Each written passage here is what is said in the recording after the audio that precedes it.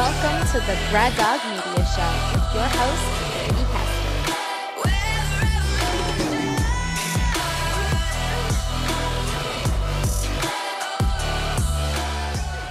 What's going on, guys? Brady Hester here, host of the Braddog Media Show. Today we welcome Andrew Morgans. This is a guy who's really built up a name for himself, especially in the Kansas City area, which I'm based out of. And he has a company called Marknology. We get into the backstory of how it was named that, but he helps brands crush it on Amazon. And it's such a big platform these days. He's one of the first companies, maybe the first that I had heard of, actually put a focus on optimizing SEO, really improving listings and everything that goes along with that. He's grown the brand to a really great and interesting point. We get into how he goes into the second phase of owning a business, which Marknology is really getting into now, and some of those growing pains that a lot of businesses could potentially be getting into. So really fun episode. Andrew's a great guy. We learn a ton of lessons from him in this one, and I really appreciate him coming on the show. And as always, if you could like and subscribe if you're enjoying this episode, I'd really appreciate that. And without further ado, please welcome Andrew Morgans. 3, 2, 1. All right, we have a couple of Kansas City boys in the house today. Andrew Morgans, what's going on, man? Hey, thanks for having me on. I'm excited to be here. Yeah, great to have you, man. I don't have too many people that are around me here in the Kansas City Mo, so it's great to have you. Yeah, well, glad to be here, and we'll have to change some of that. I'll have to get you, kind of plugged in. I think the pandemic has slowed some of those meetings down, those introductions, but if you put in the effort, it's still there. And, when I got my first start going on, like wasn't on the podcast, but just like in e-commerce, I had 0 Kansas City connections. And really? It wasn't until like 2017 that I was like, I really want to get involved in the community in Kansas City, and to do that, like I need some clients here that I can kind of like talk about, and people are all about local here, and so I made like a deliberate push to get plugged in and just try meeting people in this space, in the e-commerce space, in the digital space, entrepreneurship space in Kansas City. So it's a small circle, but we'll have to get you plugged in, and you can have a couple more KC guests I know would love to be on the show. Yeah, let's do it, man. And yeah, that's pretty apparent, when you see your Instagram and various social medias. It's like, geez, you're connected in every part of Kansas City, it feels like, which is pretty cool, man. Well, yeah, I mean, I think that's part of the reason I've decided to make this home base, is Kansas City is a relationship type of city, and people are open to, having conversations, having those informational coffees, allowing someone that's nobody to help, or offer, assistance, like getting plugged into UMKC, and that mentorship program was big for me. Being able to just like give back to the students was a way that I met a lot of kids, like, coming through the entrepreneurship program at UMKC. And then my apparel brand Landlocked has been a big part of getting us plugged into the community. We have the Quality Collection and the Kansas City Collection. And so some of those are just, whether it's this fundraiser or this sponsorship or this event or this fashion show, or allowed us to kind of just between the two, have just been trying to get as, plugged in as much as possible. I didn't have a lot of business experience. And wanted it, and started just like really being obsessed with entrepreneurship. And I had a cousin going to school in DC, and he's like, everything is just about like these informational interviews and meetings, and like you got to get on it. And I feel like he kind of fired me up. And for the last 5 years, honestly, 5 years, I have been meeting 3, 4, 5 new people every week. Really? So it's just that consistency, slowly building it up.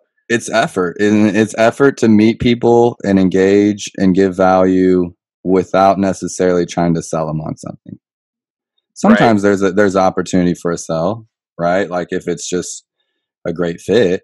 But it was also like, I want everyone in this city to know that I'm the guy to go to for Amazon and e-commerce. Then it's blown up past that, but that was my goal, was just like, if someone's thinking like, I want to be on Amazon, or, I need some help, I need to ask some questions about this, I want in everyone's head, oh, I know a guy, it's Andrew, or maybe I'm coming direct to their mind, or maybe it's a friend of a friend. But when you're in a city like KC, I think that's possible. If you really want to make waves, like, you can get out there and meet the movers and shakers, and word gets around pretty fast. Yeah, it really does, man. And were you born and raised in Kansas City? Or you've been here a while at least, right? I have. I've been here since '07. But I was actually born in Montreal and raised in Africa most of my life, wow. up until I was 16. So my parents are missionaries. We lived in Cameroon, Botswana, and Congo. I moved back to KC in December 2001. And then I finished out high school till '04. Went to Hawaii until '07. So, kind of different upbringing, but KC's always been home as far as like, where do we land? As a kid, when my parents were done with missions, it was like my grandparents were here, we would land here. So, yeah, awesome. Born abroad. Man, what made you come back here from Hawaii? Money. Okay. Like, honestly, I was super depressed when I moved back here, because I moved there when I was like 17 actually. Yeah. I graduated early, and think about it, from a 17 to like 20-year-old, it was just heaven. It was heaven. The girls, like, just the most beautiful creatures on earth, because everyone's just a mixture of everything, and getting a ton of sun, and like athletic and fit. And so yeah, I'm in college. I was working at a retail store, a t-shirt store, making $11 an hour, which in like, in '02 or like '04, '05, like while in school, in KC, it probably would have been like an $8 an hour job. In Hawaii, it was like 11. And going to school, just loving life. Honestly, I was outside every day, diving, fishing, loved it. Moved back here because my grandpa took a kind of turn for the worse, and my dad was like, I got to go back and take care of him. And so it wasn't planned out. Like, I didn't have a roommate situation, or I had been living at home going to school, and so on $11 an hour, I don't care who you are, you can't live in Hawaii really on your own. So, I moved back unwillingly. And yes, actually, I joined a band in '07. I tried out for a band on Craigslist. And because Craigslist was a big deal, and it wasn't so much of a joke back then in '07. I tried out for this band, made the tryout, and for the next probably '07 to 2012, I was going to school for computer science and touring, like that was my first business, really. I learned sales, branding, marketing, B2B, scheduling, all types of stuff. That wasn't a super big success, but I feel like, where else does someone that's only had a background doing like labor work, warehouse work and painting and landscaping, and where do you start to learn branding and marketing? And, unless you go to school for that. So school for tech, like computer science, real life application of like bartending and like sales and like kind of product development and stuff through band days. I feel like it's a culmination of those kind of things that set me up to have some success in entrepreneurship. Yeah, man, that's interesting. I didn't know you tried out for a band, or were in a band for a while. Cause you're a pretty big metalhead like myself. Listen, that was it. We were doing pop punk. We were doing pop punk, kind of like, and it was actually, since you're a KC guy, there's a church here named Hillsong. Yeah. And it was like my band, kind of when we broke up, or like we were still doing stuff toward the end, but it was those guys that we became the worship team there. It was only like 20 people or 15 people. Wow. And then it was a lot of the fans of these bands that started like going to that church because we were playing music there, and it grew into what it is today. I wouldn't say that's like the reason, but it was definitely the guys from those days and the fans in the city that liked our music. We just all started kind of hanging out, and then the cause was born, and then it became Hillsong. But that's kind of how I know quite a few people in the city as well. Was a lot of those like guys in bands, girls in bands have all become entrepreneurs. A lot of them have become entrepreneurs. That's interesting. Yeah, I've had a couple of people in the music industry on the show, and that world's super interesting. But I feel like there's so many lessons and things you can learn from it. So, would you say that's kind of the foundation and piqued your interest as far as entrepreneurship goes? I didn't know of the word entrepreneurship when I was in a band, if I'm being honest. I didn't even know what it was. And the only ideas I really had of being a business owner was probably like real estate or like some kind of like construction or landscaping or, you know, a trade, owning your own trade. And that's just, I'm being really honest. Like that was my perspective on like how you could be successful at having your own business. Come from a line of like pastors and preachers and just, you know, more spiritually driven and minded parents and family members. So they didn't really talk business, and I didn't have a big circle that did. I really wanted the freedom that music provided. I wanted to be able to create my own stuff. I wanted people to like it. You know, I wanted to perform. I liked going on the road. It was all about like touring. And but there was this light bulb moment when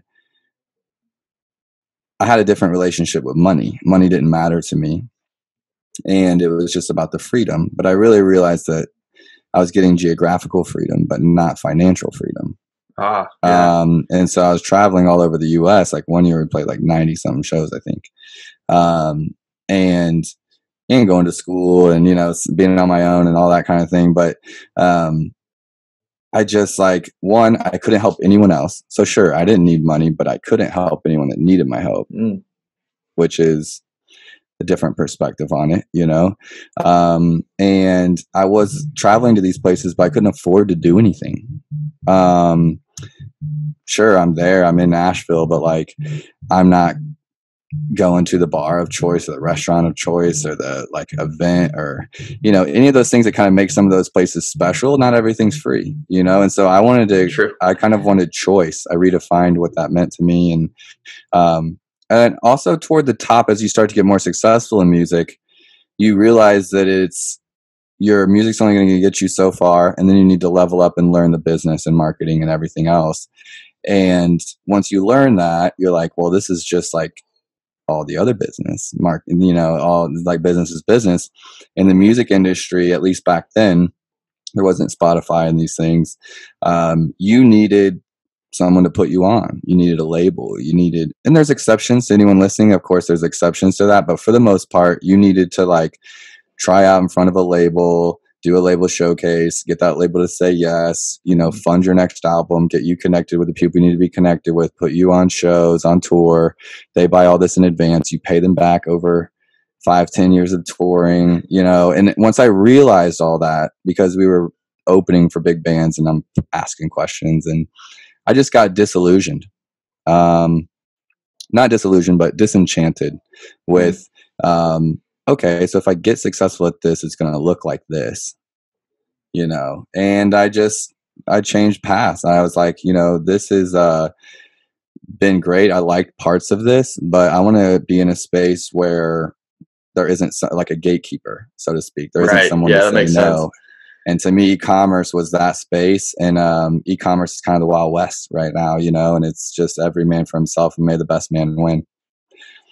Yeah, that's so cool, man. So, you know, you figured out that you really wanted to kind of control your own destiny in a way. In some industries, it's hard to do that. So I feel lucky to come across e-commerce. Like, it was a perfect mixture of marketing and technology, where first, right after band days, I went into networking, which is what my degree was in, networking and security, and I hated it. I was making more money than I'd ever made. I traded that freedom for money, hated it, was like, if this is IT, I'm going to quit. You know, I'm going to find something I'm more passionate about. Like, I don't care if I just spent 6 years getting this degree, I'm going to quit. And I took a chance at a startup, and that's when I like found e-commerce and was like, this is where I get to be creative and outside the box and like come up with, even if it's like kits and ways to save money on shipping, and I get to be creative. And instead of just like waiting on stuff to happen or break, you know. And then the technical side was great that I went to school for all of that, so I wasn't like intimidated by the tech that's needed too, you know. Yeah, that's huge. Yeah, so I think, but also like, I mean, I've done so many things that anyone listening, my advice is like, it wasn't that I was like, oh, e-commerce is going to be the perfect match for me. Like, it was that I was trying lots of things, you know, trying lots of things. I've always had hustles. I finally just found a hustle that like had potential, you know, and could make me some good money. Yeah, that's cool. Yeah, and that's a great lesson. I feel like, you know, when you see guys like, you know, Zuckerberg or any of the big names, it's like, oh, their first thing hit, so, you know, I need to hit with my first thing. But in most cases, that is not how it happens. You know, you need to be able to test things out. You're right. There's this book I've been reading, or I've already read it actually. And I'm the worst with names of books, so forgive me for anyone listening. But it's this book on like innovators, right? And I've been reading, as I'm trying to like level up in my business, I'm trying to read leadership books and management books and what I think is needed for me at the next stage now that I have a team. And this book was about being an innovator. And it was really eye-opening for me because it showed the difference between like the Zuckerbergs and myself. And I think anyone could find that in this book. Like it presents these cases like chapter by chapter of these different people in history that kind of went at things differently. And, you know, comparison is the worst thing that we all do. It's terrible. Like it really does hold us back. Like, and even though I'm aware of it, I still do it, you know, and it's just how to do that less. And even like in the gym right now, I'm trying to get back in the gym, and I'm trying not to compare myself to like myself at 30 when I was just like really on my stuff. I'm like, okay, this is a new start. Like, you had a torn labrum, you've had stem cell surgery since then, we've had a pandemic. Like, just start over and stop like being upset that I'm not where I used to be. You know, it's like this comparison thing is in all aspects of our life. But I was reading this book, and it was talking about how some people are like savants, or like, you know, the Zuckerbergs, where their very first idea is their like most genius idea. Okay. And Zuckerberg is an example, placeholder here. But it's like those kids that come up with a tech or an app idea that makes them millionaires by the time they're 18 or by the time they're 30, you know, and it's so easy as an entrepreneur that's taking in all this information and reading about tech startups and software as a service. And I'm doing a service-based industry thing, which is harder to scale, and comparing my journey to theirs, you know? And sure, it's like, okay. Well, reading about these people in history that went about it differently, and they were successful in all these different ways of doing it, was like, allowed me to be like, there's different types of innovators. There's different types of entrepreneurs. There's different types of creators. We all go about it differently. If I had to label myself, as more of an A/B tester. Like, I'm going to get better over age, like as I get older, because I'm someone that takes the culmination of everything I've learned and everything I've tried, and I take that into the next thing. Right? We were talking about that a little earlier, like, you know, from bartending to painting to like, and I just test, I try. And it also means a lot of failure. Because if you're doing two things and you're going to choose one of them, that means one of them technically failed, or one of them was better than the other one, right? It's an A/B test, choosing one of two.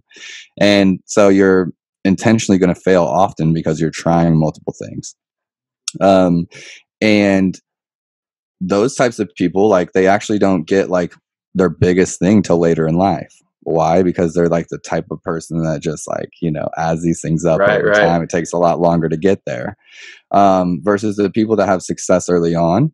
Not always. We're talking about in generalities, but they might have a really hard time coming up with anything as great as that first idea. And so for them, it stumps them, right? Because they didn't come to their idea by trying all these things and whatever. It just came to them, and they had a big idea. It's almost like peaking too early in high school. Yeah, it's like, And I'm not, what's gonna top this? What are we yeah, gonna do? I mean, you're the most popular kid in school. You like had the hottest girlfriend. You were like a quarterback on the football team. Like we've all seen it. Like those guys get stuck in high school. Those guys and girls get stuck because they don't know how to recreate that, and they're forever chasing that. And I'm not trying to say like even an A/B tester is better than like, you know, a Souvent or something, but being able to see and step back and be like, even my way of like messing everything up every single time in history has proven to be a very successful way that people innovate and evolve and like, you know, can grow ideas. And I shouldn't hate my process. This is my process. Rock it. You know, instead of Yep. comparing it to the others. So sorry that took a minute, but I, you know, for anyone listening, I think that can be really helpful to just know, like, just because you want to try a lot of things. And, you know, I stumbled across e-commerce by taking a chance, knowing that I didn't know what I wanted to do, but I knew that I couldn't sit in a networking knock just to collect money and wait on networks to break and fix them. I was just like, this is not me, you know? And so I didn't know what I wanted to do. I knew what I didn't want to do. Took one more chance, found e-commerce, and, you know, I've been in love for the last 9 years.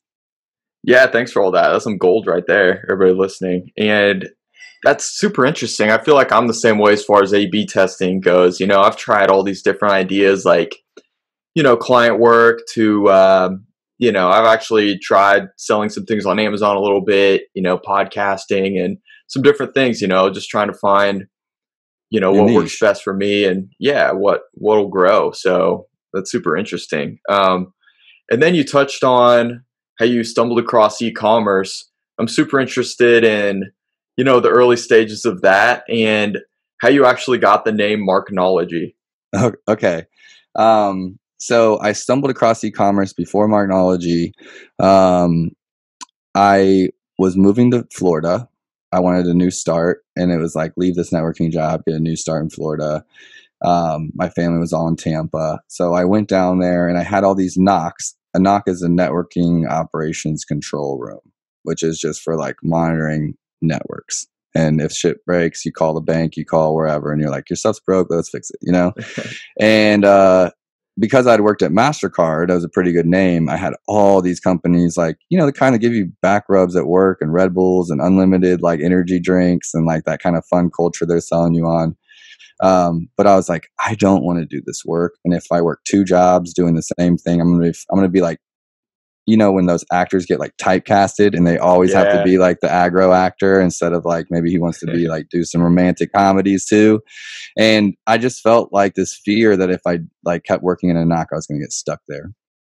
And I took a chance at a startup. They were looking for someone that just had like overall IT knowledge, could like work with Excel and Word and different things. And I'm like, let's do that.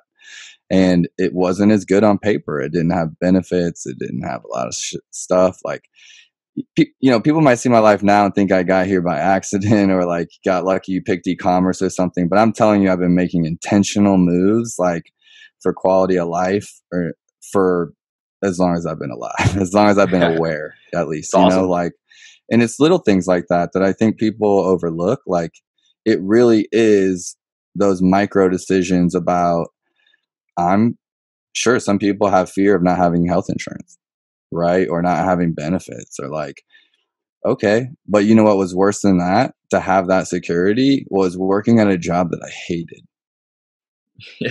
right? Like, I mean, I'm letting Yeah. that sit, like, you know, let that marinate a second. Like, was okay, you could have health insurance and be safe, or you could be dying while alive at a job you hate. Yeah. The And I've reason you always, need health insurance is because of the job. So your body's going to be in worse shape if you're like depressed and unhappy than if you're healthy at a like if you're at a job that you love, like that. They correlate, you know. wow. Yeah, it's huge. And so like, no, I've just always been aware of that. And so like, you know, there was this job, I took that startup. um they were working me like 60 hours a week, like I was getting work like a dog. And but I was having so much fun. I was taking parts, like car parts, that weren't on the web yet. Like, this was back in the day, and so there wasn't a lot of like car parts online. And I was like figuring out how to take like thousands of car parts in Excel sheets and like write descriptions and titles with Excel and like put them on eBay and Amazon. And in that startup, we grew by over 1 million that year. And it was like Wow. directly for the stuff that I put online. So like I Dang, knew there it we was go. me, I knew it was me. Like, and then a company in Kansas City offered me like the job with benefits and everything like that as an e-commerce manager. And I would have people under me, and I was like super obsessed with this space. I wanted to learn. So I was like, yes, I'll take it. And I started learning there at US Toy Company, an older company that was trying, like a catalog based toy company that was trying to get online, get digital. And so I was in another spot where another type of product line that's not online made them digital. We grew our sales. They were already doing 2 million on Amazon because they just had like the products directly being uploaded. But I started fixing images and copy and advertising and giving it like real attention. And we grew by 1.3 million that year. Again, like I was the only one touching it, So like, in e-commerce, like you can change one little dial today and it affects sales tomorrow. And that's a cool part about it. It's not like social media where you need to really work at it for 6 months to a year before you see any kind of results. Like, in my opinion, Right. it's like long Yeah. game. E-commerce is like touch a dial, you might see an impact tomorrow. And that, that's really cool. And so it was at US Toy Company that Marknology kind of got birthed. I started freelancing on a site called Elance, which got bought by Upwork. I got top 10 in the world on Elance, which is where like the business really started coming in when I got top rated. And Marknology is a play on words between the mixture of marketing and technology. And just made up a new word. I thought about all the companies out there that have words that don't make any sense, and that we all know, like Bird and Uber and Nike, and all those names. And when I was looking for kind of in the tech space, like everything was expensive. Like all the domains and names and everything were expensive. And I was like, I think it was actually like my old boss that used to call the technology team and the marketing team when we'd go to lunch. He'd call it the Marknology lunch. And Wow. so I kind of just grabbed that. I grabbed it and ran with it. And the domain was super cheap, and didn't have to pay a lot to have that name. And that's what Marknology means. It's just I think e-commerce is the mixture, the intersection kind of marketing and technology. Yeah, that's so true. That's awesome. I don't think I had heard the backstory of it yet, but that makes perfect sense. It is a nice mix of marketing and technology. You know what's really cool? The little like icing on the cake is that the domain now is worth like 10 grand. Dang, there we go. Yeah, so like it was 99 cents, or whatever when I bought it, because I made up a word and I thought outside the box a little bit, and I was in debt when I started my business. To anyone listening, like I was going through a big breakup and had moved from Tampa to KC.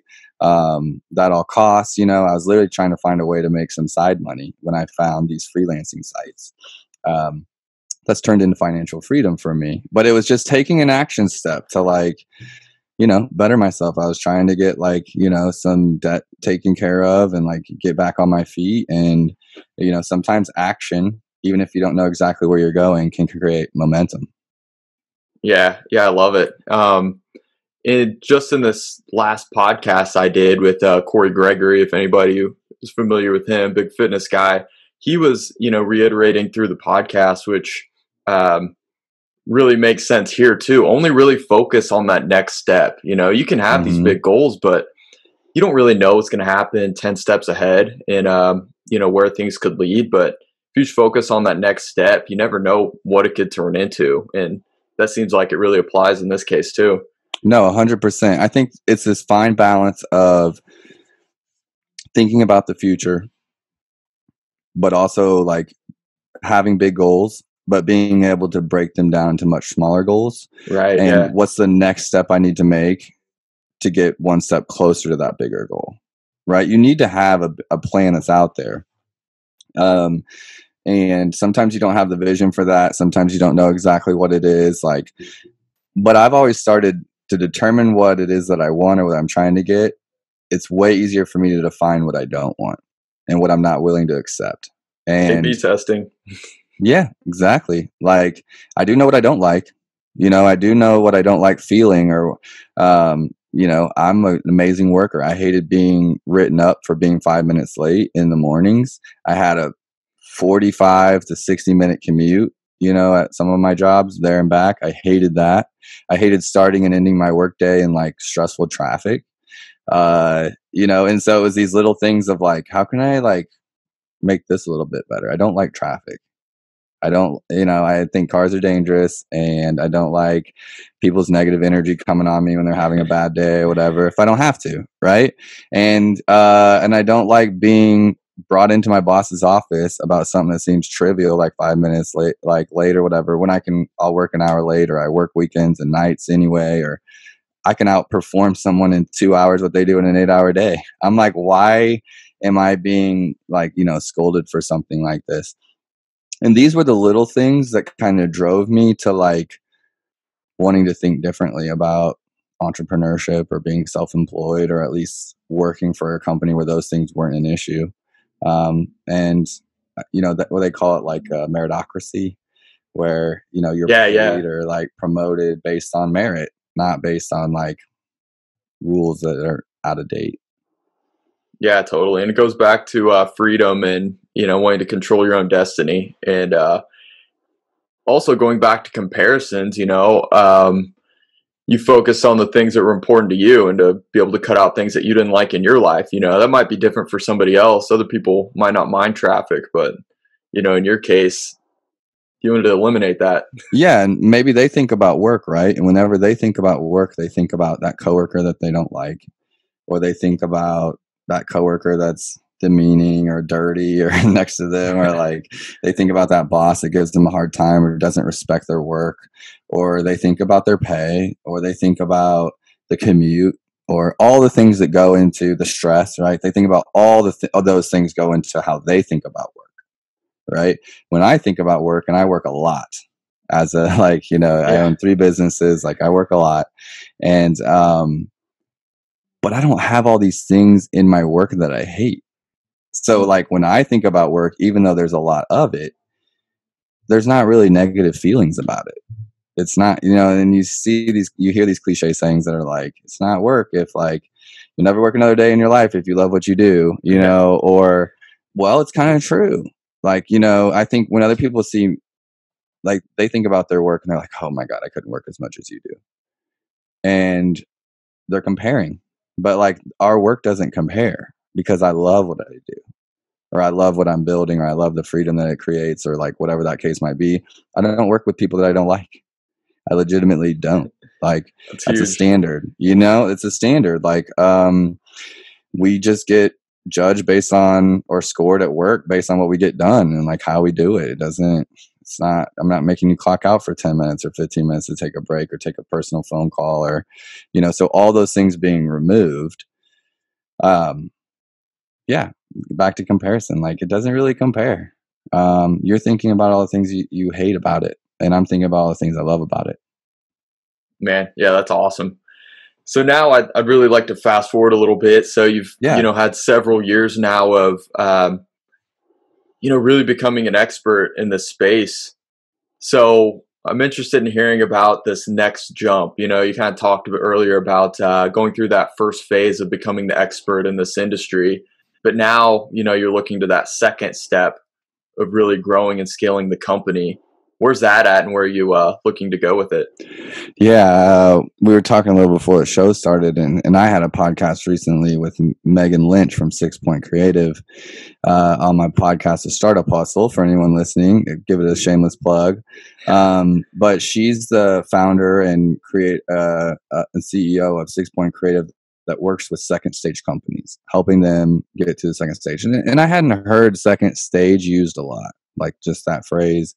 So I went into detail with like having her describe what that is. And it's that company that's reached, $1 million in annual sales. That's a ballpark, or 10 plus employees, or, for me, I was telling her the big shocker was that you don't really know that the first stage is over and the second stage is coming up. Like it just right. How do you figure that out? Slaps you in the side of the face, like, and you're just like, wow, like why is this so hard? Like everything was going so great, or why do I not know how to do this? Or these kind of things just hit you.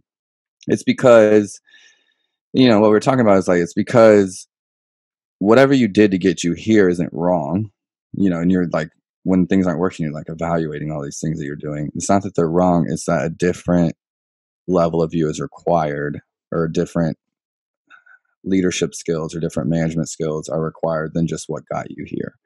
And it means like, rebirthing a little bit, changing the way you did things before, doing something, even though it was working, right? Like that's the hard part, I think, is that it was working and you had to do it.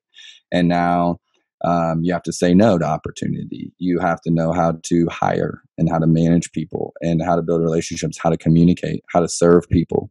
You can't just crawl into a hole like you can when you're trying to be an e-commerce expert or an Amazon expert and just like grind away on Excel sheets and work. I actually need to move around the office and talk to my vendors and talk to my employees and talk to like customers and completely different skill sets, And so, what I've been working on the last probably 18 months is getting a better grip on my financials and my bookkeeping skills, and getting better SOPs and standard operating procedures and systems. There's not a lot of systems for an Amazon agency that have existed before what we do. Like I'm creating them, so it's like I'm an Amazon expert, I'm an e-commerce expert, I've worked with over 300 companies. Like we can talk Amazon all day every day, but trying to be an expert in Marknology, in the business of Marknology, and trying to learn people a little bit better. Trying to learn how to communicate is the number one thing for me. Being able to communicate with different communication styles, from men to women to different ethnicities, different cultures. Even within my own team, we all just communicate differently, So these are all things that I didn't really need when there was 3 of us. I didn't need to communicate like between my team of 12 in the same way. We just worked together and sat together enough that we knew everything that was going on with everything. And we could literally like almost be quiet around each other, just like reading emails, just going through stuff. And now it has to change, to communicate. So there's so much, but it was just this, I honestly got depressed for a couple of months, if I can use that word, because I had hit all these goals successfully, but was also still struggling and stuff was hard. And I was just like, why? Like, how am I getting success? And yeah, it's getting harder. And didn't have this like next big goal out there that I was looking towards. And essentially had a little bit of ego in there, in that like, man, I don't want to get back into the weeds. Like I'm trying to scale and like delegate and pass things off and like hire where I don't know and not go into all these areas and learn them myself again. And, but I just had to I had to remember that I don't really care what other people on the outside think. I really don't. Sometimes I think I confuse myself, lie to myself and say that I do, but I don't. Like, and I need to let that go.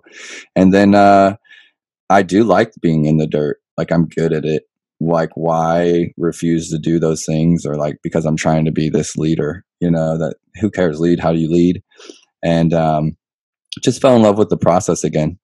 The process of getting better, the process of growing something, the process of take on the challenge of a stage 2, if you want to call it that, or the next level, and stop moving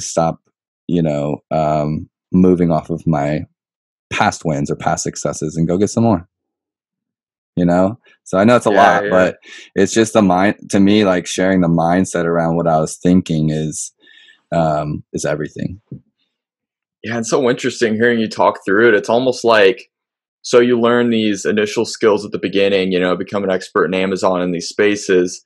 And now you've gotten so far that you almost need to go back to the beginning in these new areas to be able to grow. So it's interesting how that works. And see how it's a mindset. Like, I mean, it's real confusing because you're like, and there's no one telling you what moves to make. Right. That's True. Part of the hard part too. So it's you just being like, do I go backwards? Like, because when you're someone that's used to doing everything yourself, you're also trying to teach yourself, delegate, scale, can't do everything yourself. Like you're trying to learn those lessons. And then there's points where you're like, okay, switch hats, go into this type of management mode. And just knowing what to do, you almost like waiting for these signs from the universe, or like, something to just say, hey, Andrew, like you're doing the right thing, or you're focused on the right thing, or, and it doesn't always happen. So there's a lot of internal dialogue going on. Oh yeah, I can imagine that. And it's interesting how, you go and develop, the expertise in this, really, tech savvy area, which, is complicated, challenging. And then to grow, you need these soft skills, which, you would think, starting into it, that would be the easy part. But it ends up being, the next challenge to grow, to go to stage 2. Yeah, I think it can be a little different too. Like, no one's laying out the roadmap. Like, no one knows, first comes this, then comes this, then comes this, then comes this. Like, and there isn't an exact roadmap. And I think some people that know they want entrepreneurship or like to be a business owner their whole life might go about things a little different, or that, go to school for business or marketing. They're going to know some of the order of things. But I was trying to be in a band and got a computer science degree as a backup plan. So I didn't want to be like 35 and trying to play garage shows, like I wanted to, be able to get a job and support a family if I wanted. So I was getting this degree on the side. And then I just thought I'd be a role employee, a really good one, but an employee that's like good at my space. And then just found a passion in a thing that there wasn't a company to work for where I could pursue this passion. So I had to build a company myself. Yeah, that's interesting. It really is. Like, I think before you, I hadn't heard of a company that really specializes in helping people with like Amazon SEO and all of those sort of things. And I'm thinking, for as big as Amazon is, there should be so many of these companies, and ones I had heard of before. So it's super interesting how you found your own niche in that space. But I'd also like to talk about, how you actually help companies and people that sell on Amazon. So I'd love to dig into those details too.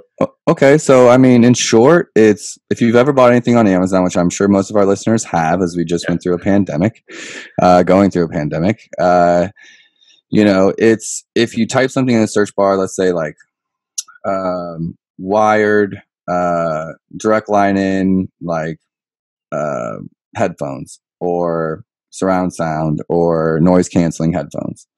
Like, you're not typing in a brand, you're typing in a description for what you want to show up.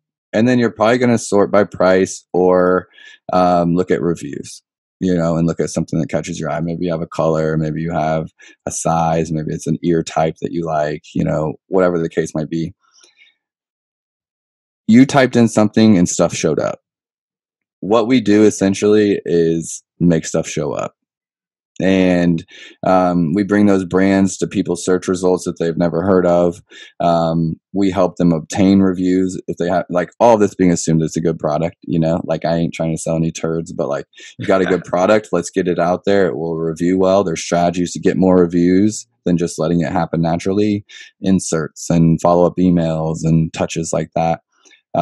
If you typed in, like, let's say Sony headphones, and instead you see Beats by Dre show up, well, in the search results, Sony might need to hire me to protect their brand, right? Like, so someone out there, Beats by Dre, is essentially squatting on their search terms, squatting on their branding. And so Sony would hire me to come in, bid on terms like Sony headphones, Sony electronics, and make sure no one else is popping up there, or at least make it expensive for them to do that. So that's like another example of why a brand might hire us. You've ever like clicked on a listing, like it's the product you need, but there's like one small photo or one photo, and you're like, well, I wanted to kind of see how like the back end of this receiver works, or the back end of this like TV looks like. How many HDMI things are there? I don't know. There's only one picture. Boom, you move on to the next one. You go make a purchase on a different one that you can verify has everything you need, right? So helping brands get their photography in line, get their listings where they don't look like shit, like help them understand how brands are branding their products. Like, how can someone spend millions of dollars in some cases on their branding, on billboards, on Super Bowl ads, on all types of stuff, and then just not care about Amazon? right? Like Right. that's what I've never understood, and it's catching up. But there's a lot of these big box retailers that aren't paying attention to Amazon. So we kind of come in, clean up unauthorized resellers, make sure people are adhering to MAP pricing, which is like a standardized price for items that most brands have in place. Improving the look and feel and engagement. You don't want your customers finding you on web or social and then bouncing to Amazon because that's where they like to buy. And then another competitor showing up instead of you because you're not represented well there. So it's essentially like we make you look amazing on the shelf. We make you get seen, and that usually results in like honestly incredible sales as well. My new passion is not just Amazon, but how does Amazon, social, and web all connect in a healthy ecosystem? And you need to know all three to be able to utilize like how to make them really hum and talk to each other like that. But whether it's like a product having an insert that's saying tag and, take a pic of our product on social and we'll enter you to win a giveaway on our site, or, register your email on our website to get your warranty. And so now we're collecting emails, or, just all types of things like that kind of get all these parts talking to each other and benefiting each other is really, my passion right now. And first it had to be, I had to learn Amazon truly to know like this is what everybody else doesn't know, and now I know that, and now I'm kind of dipping my toes into their fields that have been out there a while, like social and web, and just trying to learn more and more and more so I can really make these channels all talk to each other. Man, that's interesting. I hadn't even thought of that component, but does that kind of play into continuing to grow, looking at all that? It does. And that's what, like that's the future. It's not about thinking of all of these different ways that you sell, whether it's online or brick and mortar or website. Oh my God, I'm scared of Amazon. Oh my God. Like, no, it's not about fear. It's about like knowing how these channels work. Knowledge is power. And then like, how do we get the most out of all of them? It's about stop thinking that this is how I want the customer to buy. And instead be like, how does the customer want to buy? Let me just serve them. And like, if they want to buy on Amazon, great, I'm going to be on Amazon. If they want to be on my website, great. If they want to buy through Instagram or Facebook Marketplace, great, I'm going to be there too. And then wherever you're at, just doing it to the best of your ability, like not losing any branding, not losing any quality, if you're there. Yeah, it's super interesting. And it seems like, we're going in a direction where we're just making it easier and easier for a consumer to buy something. Like even Instagram has shops now. So not only is that a place where you can market a product, you can also sell right there as well. Mm-hmm. Does like Instagram shopping play any part in what you do right now? Yeah, I think depending on what category of product you're selling, like there's different social channels for that. Pinterest works well for a lot of brands. Instagram works well. Instagram hasn't typically been a shopping platform. It can be, right? Specifically for like fashion and apparel and things, but it's a look type of, engagement. Like you see something cool, it's aesthetically looks cool, it's branded. Facebook Marketplace or like Facebook is like, just different demographic, different types of products. But now, they've got Hulu and YouTube, and it's honestly like, where's people's attention and how do I reach them where they're paying attention? And each one has a little bit of different, elements to that. Yeah, man, that's super interesting. It's crazy. All right. So I put out some questions on Instagram, what people would like to get answered. And Devin Reed, another Kansas City guy, local photographer. Everybody go check him out if you're into some cool photography. But he asks, what are some of the biggest things to research / need to know in the beginning stages of somebody that's just getting into entrepreneurship? Well, I think this list it's very opinionated, and it could definitely be changed. But just like off the top of my head, I think the number one is that number one thing to think about is to not think too much. Interesting. Legitimately. And I'm not trying to be like clever there, but we talked about just taking action. So, this guy from the gym hit me up recently and was like, hey, like, do you have any time to meet with me? I would love to just pick your brain about what you do. what are you doing for brands on Amazon? Can you just show me, like, and I don't have all the time in the world to give out, but when someone meets me with that type of energy and hustle and curiosity, I usually try to meet them, and that's not necessarily an action plan on how to be an entrepreneur, but he just gained a lot of information about what I do. And maybe if it piques his interest, that's something that he then takes further action towards, and so just take that action, even if it's in the research stage. Let's go number 2. I would say, those informational interviews, if we're going to piggyback those, we can just keep that as one. Those informational interviews, don't be afraid to ask people, like, if you can just shadow them or talk to them about their career or what they're doing. And you want to know about something, go talk to people doing it. Like, you want to know about, like, you can read so much in a book, go talk to some people actually doing it. Like, the other thing would be audit your circle 24/7. Like, you want to say, like, loyalty, like, we're raised with loyalty and those things matter. But at the same time, is a friend really a friend if they don't want the best for you?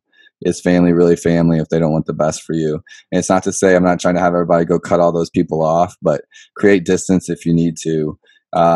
Really think, even if you, like, don't know what to do now, audit your circle and see how you feel about really those people close to you. If you want to be successful in something, you're going to need people that are behind you, and they support you no matter what, whether that's nobody's better than 5 people around you that aren't supporting you. True.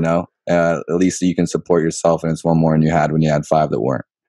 So audit your circle, and no one's ever safe. Like, you know what I mean? Like, audit constantly, and maybe it just needs to have a conversation to fix it, but audit constantly.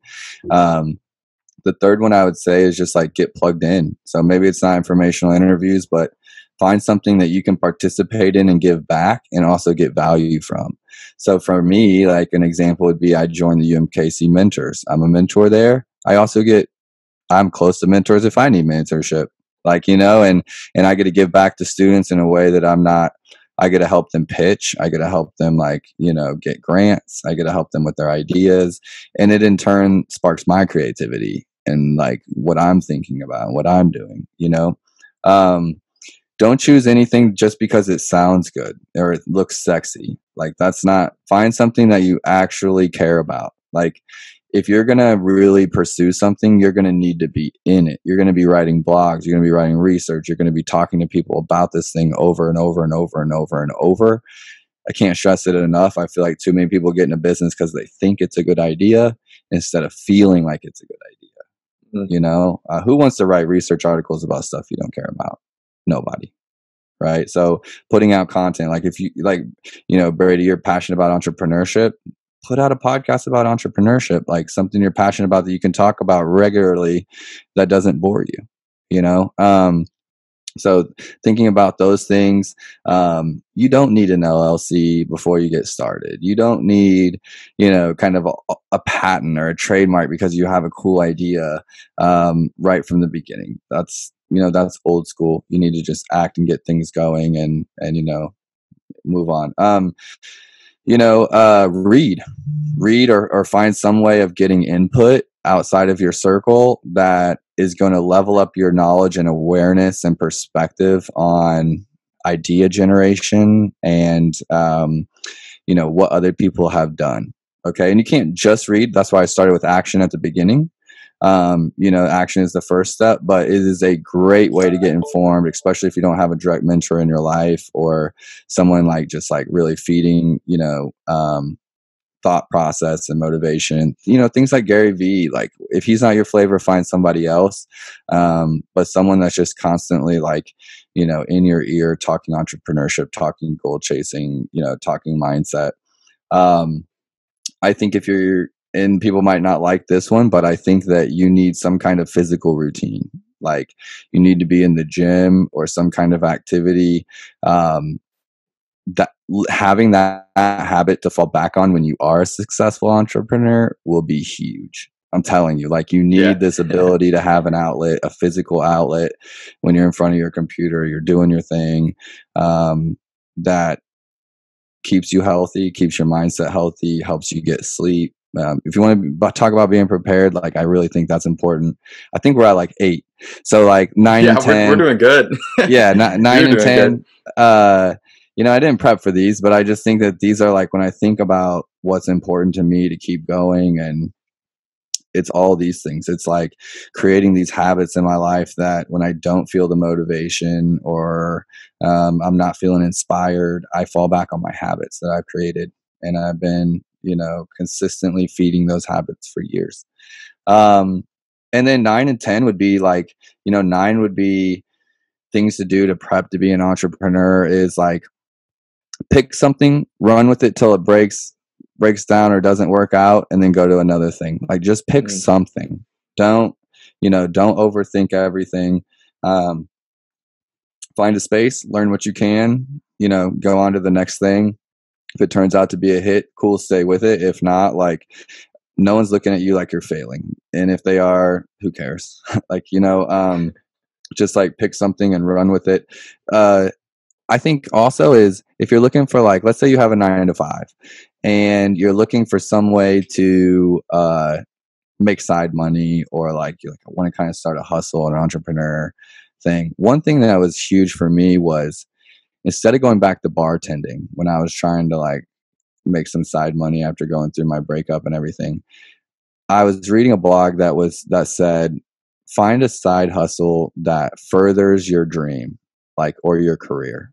And so instead of just going to bartending, which I could have made good money and I was good at and would have been fine, could have met people, I chose to freelance online and work on Amazon stuff, work on affiliate marketing, work on blogs. By doing something like that for money, even if it was less than potentially what I could make at the bar, I was essentially learning a new skill. So it's like I was paying tuition for that skill, you know, and you could develop a blog right now that, sure, maybe it's just a blog about but whatever, but you're learning it. And whenever you get to that business idea, you've now learned how to run a good blog, you know, and you can add that into your business. And then the 10th one would be, I think, I don't know. I just feel like so much of entrepreneurship is mindset. It's like, I don't really care what you're doing. Like if you work on these things, like you'll get it right.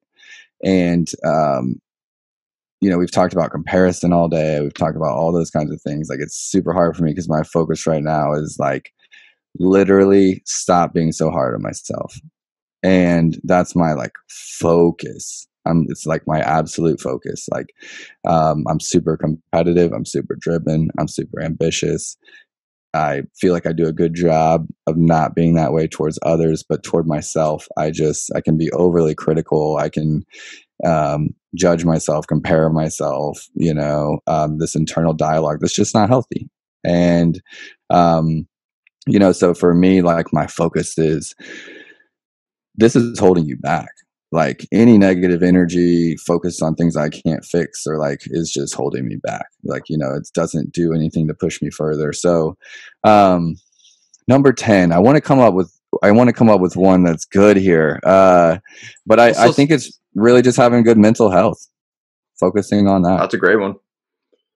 Yeah. Love it, man. That's a great list. You're going to be your biggest supporter. You're going to be your harshest critic. You're going to be the person telling yourself good job or bad job, or you need to do better, or you're all those. If you're going to be an entrepreneur, you're all those things for you. And then if you start scaling your business, you're all those things for other people. And there's no one patting you on the back or pointing your direction where to go, or picking you up off the floor when you've had a bad day. Besides those people around you and yourself. And so I learned early on that I knew my mental health was going to be the thing that made me successful or not successful. And I had a long way to go to get it healthy, you know, to really get it healthy. And so I'm working on it now. I've been working on it since, you know, I'm going on year 6 of Marknology. Work on it every day. And I don't think anyone can start on that too early in their journey. Yeah, I mean, without that, you know, it's hard to be successful in all those other areas, right? So that's kind of the foundation that you need to keep. And it's what was like every level I got to my business, I realized there was something in my personal life I needed to level up or like improve on, I would improve on that or level it up or open that mental capacity. And then my business would grow again. So we're talking about business, but I'm talking about mental health because that's what's held me back in business. Yeah. You can't underestimate that. That's for sure. Mm-hmm. Awesome. Man, we've learned so much in this conversation, so I really appreciate it. What can people look forward to from you, and where can they follow you at? You can find me on Instagram at Andrew Morgans. I'm on LinkedIn. I'm on YouTube. You can find my company, Marknology.com, apparel company, landlockco.com, AKC Co Properties if you're in Kansas City looking for Airbnbs or places to rent. So having a lot of fun in the Airbnb space. I'm on Tuesdays for e-commerce and all things Amazon on the Startup Hustle podcast. Become a regular host there. There's lots of other good hosts there talking about all things entrepreneurship and founders. Or just see me around the city. I like to, I'm out and about. Like to stretch my legs, like to just know the city, be in the city, be plugged in. If you see me, I'm not the best, like I don't have the best vision or hearing, I'll be honest with you.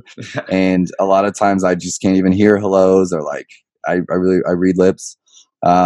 So if you see me out, say hello. Like, if you've tried before, I think enough people like know me from Instagram or know me from around. And I never get to meet enough people because I feel like people are intimidated to say hello, but I'm a tall redhead with a big beard. Love meeting new people. So if you're in the KC area and see me around, please say hello. I'd love to connect. I don't know if all that will be in the show notes, but I'll send it over to Brady as far as where we can get connected. Oh, for sure. Yeah. Everybody, if you want to go check out Andrew, see everything he's up to, check the descriptions and, follow him along. There's a lot of cool content he's putting out. So be sure to do that. Thanks for having me on the show, Brady. Yeah, man. Thank you so much. And we'll be in touch. Thanks.